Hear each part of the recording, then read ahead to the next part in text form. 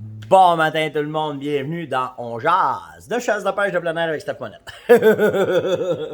Ça me fait rire quand je fais ça parce que quand tu sais, ça arrive, je tombe des fois sur la vidéo que j'ai faite. Vous êtes bon de m'écouter à toi le matin. En tout cas, il y en a une gang, là, des fois, là, bon matin. En tout cas, fait que c'est bien correct, c'est bien correct. J'espère que vous avez passé une excellente journée, une excellente nuit. Et si c'est pas le cas, ben, je vais essayer ce matin de vous alléger vos matins en parlant de chasse, de pêche, pis de plein air. Hier, ça a été malade, les commentaires, là, ça a été fou, vraiment. Puis vous êtes vraiment fin, vraiment gentil. Tu sais, des fois, on est en arrière du Kodak, puis on se dit, on fait-tu la bonne affaire? C'est-tu correct, qu'est-ce qu'on fait? Les efforts, c'est-tu pertinent? C'est-tu du blablabla pour rien?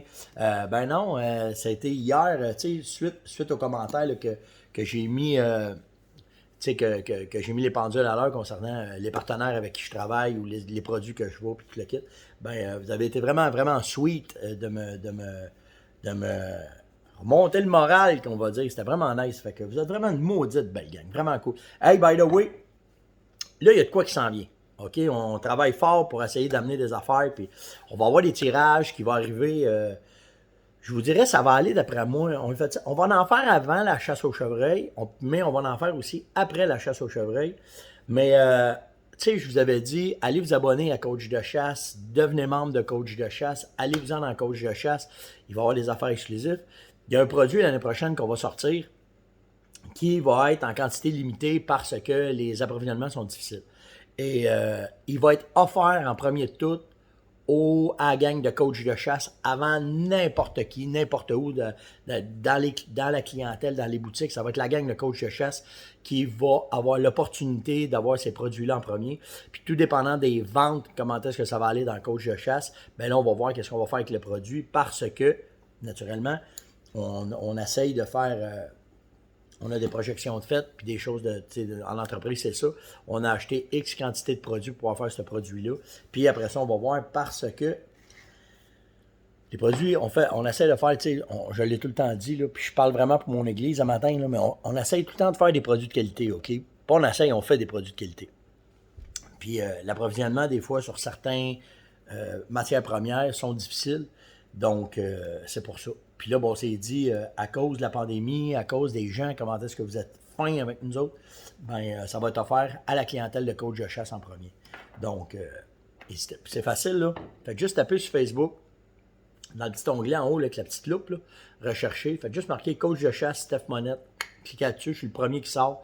Tu cliques là-dessus, puis tu y vas. On va le faire aussi pour ceux qui sont qui se sont abonnés au site de la Fermonnette. Il va y avoir coach de chasse, puis le site de la Fermonnette, ces deux plateformes-là, où est-ce que le produit va vous être offert à vous autres en premier de tout, pour voir après ça. Puis je vous le dis, là, vous allez vraiment triper sur le produit. Vraiment. Vraiment, là, même moi, je capote. On s'en va en installer aujourd'hui, on s'en va faire ça. Mais vraiment cool. Vraiment, vraiment cool. Donc, soit allez mettre votre courriel dans Fermonnette. Quand vous rentrez sur le site de la Fermonnette, fermonnette.com, vous allez voir le on jase de la journée. Puis tout de suite en bas à droite, inscrivez-vous inscrivez-vous au site. Faites juste mettre votre courriel, ça se fait automatique. Puis après ça, ben, vous allez recevoir les informations quand ce sera le temps. OK, hier, j'ai eu quelques demandes sur... tu sais, j'ai parlé du Red Dot hier, là, avec le point rouge qu'on peut voir. C'est Vortex qui fait ça. C'est le Spar solaire. Attendez, mais mal vous cherchez, moi, je vous montrer la place. Alors, c'est ça, le Spark solaire que je vous parle. C'est ce petit télescope-là numérique qu'on met sur une arme à feu. OK? Celui-là, la beauté, c'est qu'il est solaire, donc plus de niaisage de batterie. Mais hier, vous avez été une gang là, à me parler de ça, puis à me dire « Hey, c'est nice! Quelle arme que tu nous conseilles ça vraiment? » Puis, OK, vous pouvez mettre ça 5 calibre 12. OK? C'est sûr que ça dépend comment est-ce que vous tirez, vous êtes, mais c'est très précis. Les gars de Dindon, ils aiment ça. Moi, je l'ai mis, j'en ai un sur ma 22. OK? C'est vraiment hallucinant. Je ne sais pas si je vais être capable de vous le montrer. Ah, attends, je vais brûler ma batterie. Oh non, il est là. Je ne sais pas si je vais être capable de vous le montrer. Ah, c'est de la boîte avec la lumière, là, je ne suis pas capable. En tout cas, c'est un petit point rouge que vous avez à l'intérieur. Puis, c'est très, très, très précis. À 0-100 mètres, là, Fait que c'est une belle petite patente. Le prix, ben ça varie entre 99 et 350 pièces. Celui-là ici, je l'ai payé 350. Celui-là ici, je l'ai payé 160. Fait que, tu sais, ça dépend ce que vous voulez. Celui à 160, ben, il est à batterie. Puis, naturellement, celui avec le solaire, ben, t'as plus besoin de batterie. Puis, à date, là, celui que je t'ai pré-testé, il va très, très, très, très bien. Donc, ceci étant fait. Après ça, hier, j'ai tombé sur une promotion, je sais que ça peut intéresser. Pour les machines d'ozone, la Misport a reçu un lot de machines d'ozone. La petite machine Sport, là, est en spécial. Il l'a fait en spécial à 99,99. Donc, si ça vous adonne, ben, c'est le temps. Là. Moi, c'est. Là, j'en ai 5, là, je pense. Je sais pas si je vais m'en commander un autre. J'en ai quasiment dans chaque pièce. Ah, puis ceux qui se demandent l'efficacité de ça, là, ma blonde, elle me dit ah, la poubelle a pu à la maison, ça sent mauvais. Puis moi, dans le comptoir. Fait que lave la poubelle. Elle dit ah, ça sent encore. On dirait que c'est dans le meuble que ça pue, puis que le kit. Je prends ma machine d'ozone, celle que je vous parlais qui est en spécial, je mets ça là-dedans, ferme ça, puis laisse-la marcher pendant un petit bout.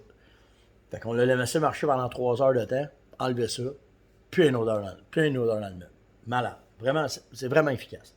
Donc c'est ça. Tout ça pour vous dire qu'elle est en spécial chez amisport.com présentement. Silvio me demande, les masques, ça sert à quoi?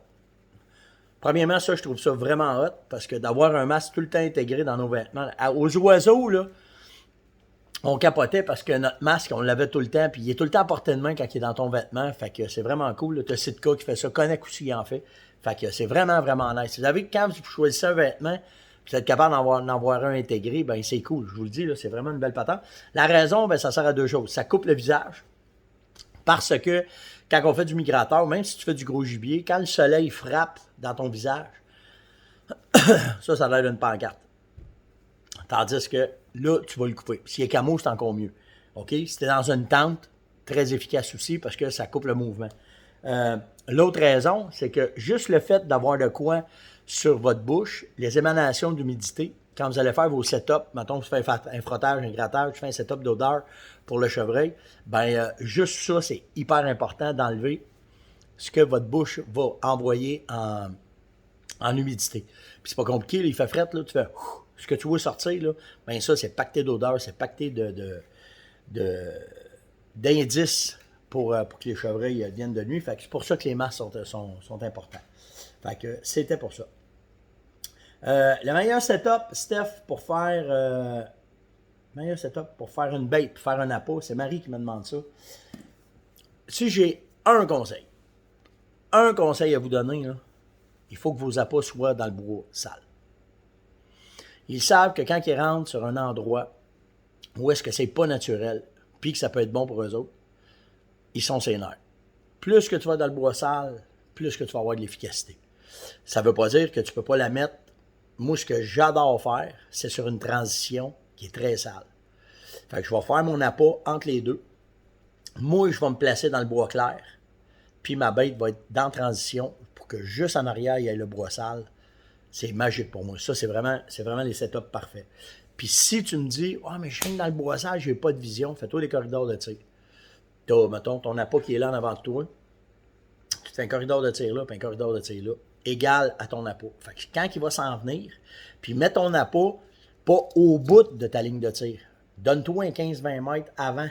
Fait que ce que ça va faire, c'est que s'il arrive en arrière, tu vas le voir. Puis s'il arrive ses côtés, tu vas le voir passer. Ça m'est arrivé souvent d'étirer dans les lignes de transition ses côtés. Fait que c'est la meilleure façon. Mais le bois sale, c'est les endroits denses, c'est la meilleure affaire. Comment tu fais pour chasser au sol? Pas de tente, pas rien, les caches naturelles. Première affaire, je vais pas marquer son nom, c'est bon. Première affaire, le vent. Fait que ce que tu veux observer, exemple, un bûcher, une traîne, un frottage, un grattage, ce que tu vas observer, il faut que le vent te pousse ton odeur loin de ça. Première affaire que tu vas faire. Après ça, moi, ce que j'aime beaucoup, c'est soit une grosse roche. Dans Laurentides, on a ça, nous autres. Des roches, là, dans le bois, c'est plein. Là. De me cacher en arrière d'une grosse roche, donc ça coupe ça coupe ma silhouette. Comme ça, à côté avec une carabine, je vais attendre. Ou bien les arachies, un arbre qui a été déraciné par le vent, de me rentrer là-dedans, de me cacher là-dedans, d'être capable, puis là, ben, j'attends. Puis je mets pas, des fois je me mets en arrière, mais j'adore me mettre en avant. Parce que si je me mets en avant, s'il arrive en arrière de moi, si je fais un mouvement, parce que des fois c'est plus fort que nous autres. On entend un bruit, on va faire ça. Ça, c'est mortel. Tu vas te faire tout de suite. Fait que j'aime mieux avoir mon background en arrière, mais en avant, je suis assis, puis je bouge pas, puis là, j'attends.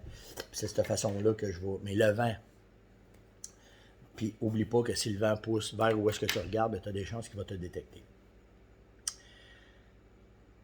Ça, c'était pour les questions que je voulais vous répondre le matin. Il me reste en masse de temps. Je me suis gardé 2 sujets. Un, j'ai jasé hier avec Serge Dapra, puis ça m'a vraiment... En jasant avec ça, Serge, là, c'est un maudit bon chasseur. OK? À la base, là, c'est un chasseur à l'arc. C'est un chasseur d'arc traditionnel. Souvent, les chasseurs d'arc traditionnel, c'est une coche encore. OK, les gars, il faut qu'ils tirent proche. Il faut qu'ils tirent vite. Fait que, tu sais, les gars d'arc traditionnel, là, sont une classe à part.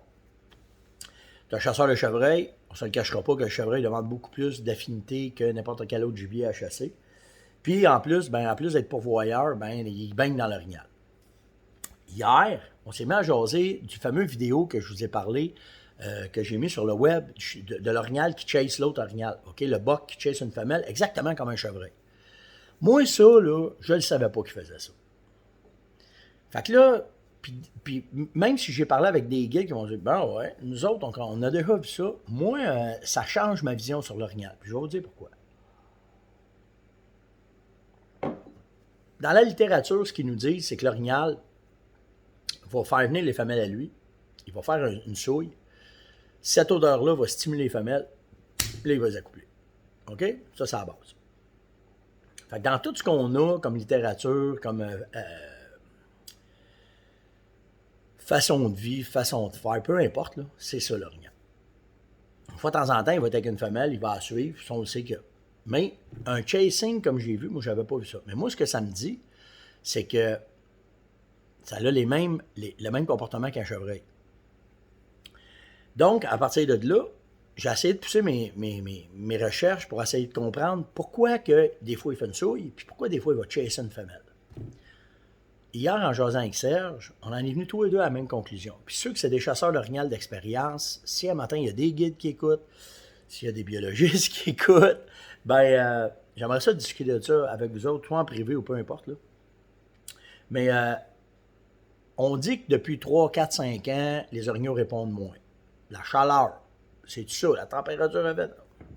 Moi, ça, j'en doute. Parce que peu importe la température, il faut qu'il s'accoupe. Mais si je ramène ça au chevreuil, on le sait très bien que quand le chevreuil, il y a un débalancement de troupeau, qu'il y a trop de femelles, les bocs chevreuil, là, je l'ai déjà dit, là, ils se cassent pas la tête. Là. Pourquoi faire qu'il va faire des scrapes, des grattages, des frottages, quand ils sont 2 boys pour à peu près 50 femelles? Hey, toi, boy, va-t'en à gauche, moi, je m'en vais à droite, puis on se revoit au mois de décembre, on regardera le party qu'on a eu. Donc, si on part de cette logique-là, depuis 4-5 ans, on disait au début, on pensait que l'orignal s'habitue. On rentre plus dans le bois, on le colle différemment. Tu sais, les techniques de Réal Langlois avec la palette, puis les guides de Matane avec la palette, puis on s'est dit, il s'adapte. Hier, en jasant avec Serge, lui et Serge, sur son territoire, il a le droit de récolter X nombre d'orignaux par son plan de gestion. Ça va faire 5, 6, 7, 8, 10 ans qui récoltent majoritairement plus de mâles que de femelles, parce que c'est ce que les biologistes ils disent de faire.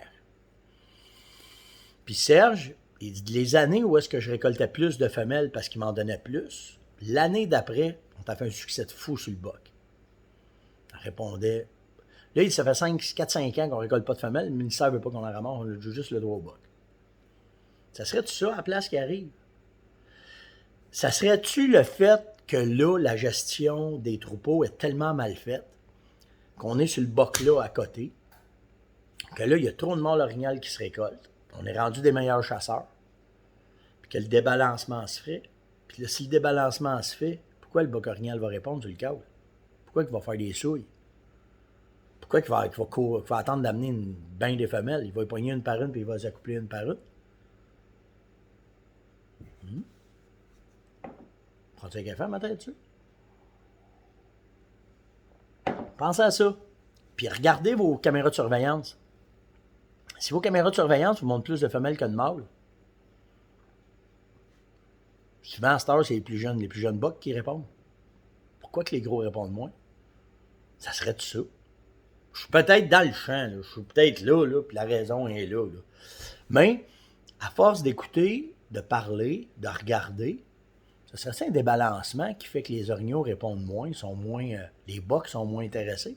Chevreuil, c'est documenté, on le sait très bien. C'est un ratio de 1-1, man. Tu cognes tes cornes, ça rentre tout de suite. Des plages j'ai chassé, là, tu sais, mes meilleures saisons de rattling, là, déjà sorti jusqu'à 25-30 bocs sur une saison. Puis pas sur 8 mois, là, sur une semaine et demie. Là. Fait que ça serait tout ça. C'est beau. Pensez-y, ça va être la question du jour. Pensez-vous qu'il y a un débalancement de cheptel dans l'orignal? On va me revenir avec ça, j'ai pas fini, mais ça pourrait-tu être ça? Y a-t-il un débalancement de cheptel dans l'orignal? Pas assez de mâles, trop de femelles, puis là, les mâles deviennent moins actifs en période d'appel. Moi, on connaît pas ça. Nous autres, on boit du café, on se promène dans le bois. On connaît pas ça. Mais vraiment, OK? Et ça m'amène à vous parler d'un autre sujet. Il faut connaître notre gibier. Ce que je m'aperçois souvent, ce qui fait ma chance comparativement à d'autres, c'est que, exemple, le chevreuil, je le connais un peu. Je lis les études, je regarde comment est-ce que c'est. Je veux connaître ce qui est important pour moi. Ce matin, j'ai sorti 3 points bien importants qu'il faut que vous compreniez sur le chevreuil. Si ces 3 points-là, vous les maîtrisez bien, sur leurs habitudes, ben ça va faire une différence. Première affaire, on va parler de sa vision. On a déjà parlé de la vision dichromatique du chevreuil. La vision dichromatique du chevreuil, ça veut dire qu'il voit seulement que le bleu puis le jaune. Bon matin, madame. Il voit seulement le bleu et le jaune. C'est pas qu'il voit, c'est qu'il voit un aura. Le bleu, le noir de même, là, il le voit super bien. Parce que pour qu'il soit noir de même, le vêtement, souvent, c'est parce qu'il y a du bleu. C'est le bleu à nos yeux, nous autres, qui intensifie la couleur. Donc, le bleu, le jaune, il voit un aura. Fait que ça, là, mettons, là, si ce vêtement-là, il n'est pas traité UV, là, quand je vais être assis dans le bois, il va avoir une belle silhouette bleue. Là. La calotte va avoir une belle silhouette jaune. Là. Il ne voit pas l'orange, il ne voit pas le rouge. Pas en tout. Le reste, il voit en noir et blanc. Donc, il faut que vous sachiez ça sur sa vision. C'est pour ça que le traitement des vêtements, il est important. L'autre affaire, sa vision, 360 degrés. Quand il est de même, là, OK, il voit, peut-être pas 360, 320, me semble. En tout cas, il voit en esti. OK? Mais quand il regarde comme ça, la seule place qu'il ne voit pas, c'est ici en arrière. Un petit cône, là, juste en arrière des oreilles qu'il ne voit pas. Fait que quand il est de côté, là, puis tu fais, il se vire la tête et qu'il te regarde, il faut faire attention à ça. OK? Ça, c'est ce qu'il faut savoir sur sa vision. Sur la nourriture, faut qu'il mange 5 fois par jour. Hein? Ouais. Puis, par 100 livres, un chevreuil doit manger 7 à 8 livres de nourriture. Un boc de 200 livres, 15 livres, 14 livres, 16 livres de nourriture, il faut qu'il mange par jour pour rester en shape. 5 fois par jour, il faut qu'il mange. C'est quand le meilleur temps, quand il va manger, puis qu'il va digérer, le matin de bonne heure, en fin de journée que son activité commence. Après ça, ça se passe dans la nuit. Fait que, tu sais, peu importe la lune, le vent, la température, mettez-les toutes, là, un en arrière de l'autre, là, faut qu'il mange 5 fois par jour. Pour ça que l'apport en protéines est important.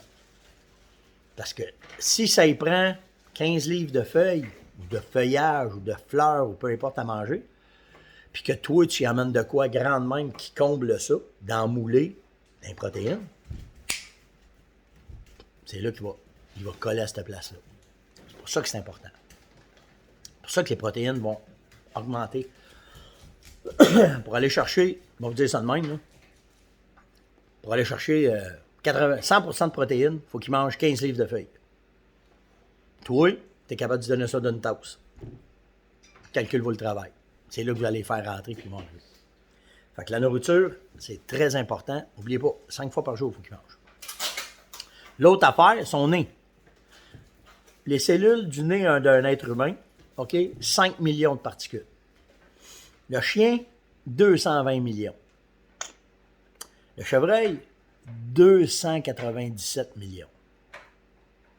Vous savez comment c'est fort un nez de chien? Le chevreuil est au-dessus de ça. S'il est au-dessus de ça, inquiète-toi pas que si tu fais pas attention à ton vent, tu fais pas attention à tes odeurs, puis quand tu touches une branche, quand tu fais puis tu mets pas de masque, puis ci, puis ça, puis il sait que t'es là. Fait que si vous retenez bien ces trois affaires-là, vous êtes déjà en avance sur bien des chasseurs. Puis vous êtes en avance sur vos chevreuils. Parce que là, vous connaissez ses faiblesses. C'est pas des avantages, c'est des désavantages pour lui quand vous les savez. Sa vision, son nez, puis la nourriture. Fait que c'était l'On-Jase de ce matin. J'espère que vous appréciez, j'espère que vous avez aimé ça. Je reviens avec la question du jour. Qu'est-ce que vous pensez de ma théorie sur l'orignal? Que ça serait peut-être bien plus pourquoi qu'on a moins de résultats dans le temps du rut, qui répondent moins, qui sont moins actifs, qu'on pense qu'ils sont moins actifs, ben que ça serait peut-être parce qu'on commence à avoir un cheptel débalancé sur l'orignal. C'est vous autres qui le savez, vous le voyez sur vos caméras de surveillance. On jase de ça aujourd'hui. Fait que répondez à la question, likez, partagez, invitez et surtout, commentez. Puis il y a des concours qui s'en viennent. Puis je vous le dis, là, allez-vous sur Coach de chasse ou sur fermonette.com, allez vous inscrire, ça va vous donner 2 places. Je vous le dis, le produit qui s'en vient, je suis hyper excité de vous présenter ça. On est après finaliser les étiquettes, les emballages. Ça va arriver. D'après moi, avant que je passe pour l'Ouest canadien, on va être capable de vous en parler. Puis, ça va être juste pour vous autres qui êtes assidus à On Jase, puis assidus à nous autres, puis vous êtes une maudite belle gang. Fait qu'on se parle demain. Faites attention à vous autres. Ciao tout le monde.